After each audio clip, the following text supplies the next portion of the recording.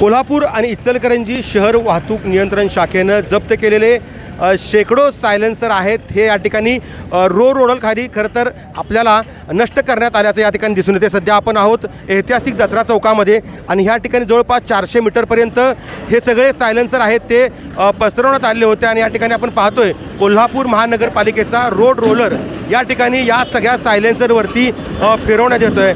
खरं तर मोठ्या प्रमाणावरती गेल्या 6 महिन्यापासून या ठिकाणी कारवाई जी आहे ती शहर वाहतूक नियंत्रण शाखेच्या वतीनं करण्यात येते आणि हीच कारवाई आता मोठ्या प्रमाणावरती या ठिकाणी कोल्हापुरातले जे सायलेन्सर जप्त केले होते त्या जप्त सायलेन्सरवरती या ठिकाणी हा रोड रोलर आहे तो फिरवण्याचं काम आहे ते सध्या सुरुवात झालेली आहे.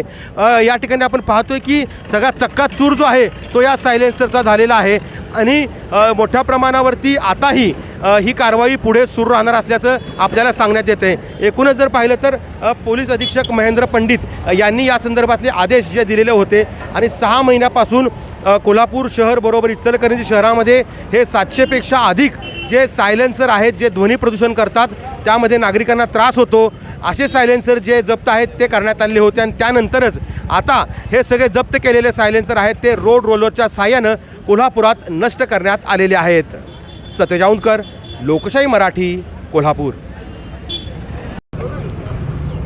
माननीय पोलीस अधीक्षक कोल्हापूर यांच्या आदेशाप्रमाणे आणि सूचनेप्रमाणे कोल्हापूर शहर ट्रॅफिक ब्रँच आणि इचलकरंजी ट्रॅफिक ब्रँच यांना आदेश देण्यात आले होते की शहरामध्ये जे काही मॉडिफाईड सायलेन्सर आहेत हे सायलेन्सर लावून जे युवक फिरत आहेत त्यांच्यावर कडक कारवाई करण्याबाबतचे आदेश माननीय पोलीस अधीक्षक यांनी दिले होते.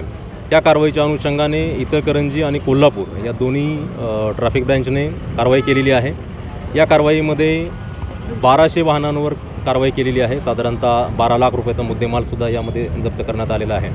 तसेच एकूण 737 सायलेन्सर जप्त करण्यात आलेले आहेत आणि आज ते सायलेन्सर आज आपण नाश करत आहोत.